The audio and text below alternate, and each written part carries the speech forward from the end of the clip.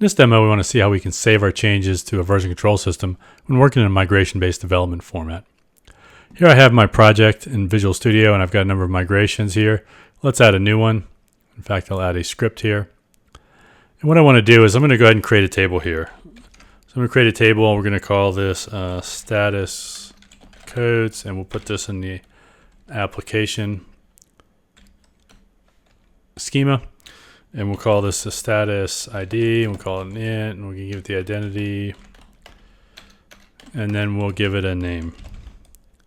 Actually, let's call it a status name. I don't like those names that are troublesome.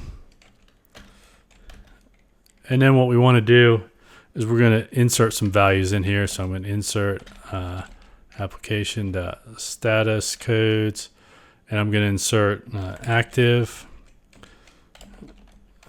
and inactive. So I've got this set of changes that I want to make. I'm going to create a table, and I'm going to do some data in there, and I'm going to actually say deploy this, so it'll deploy it to my local database, and it works correctly. My build succeeded, nothing broke, so now I've got a valid migration change. In Visual Studio, if I come to the Team Explorer, I'll see that in fact that particular migration script is now listed as a change. So I can say a comment here. Let's get rid of that last T. And now I can commit and push this out. Now I commit it to my local repository, and then I push it out to the remote branch that I have. That remote branch for me actually lives here in my Visual Studio project. And if I refresh this page, what I should see that just now I made a change, add new table track status codes.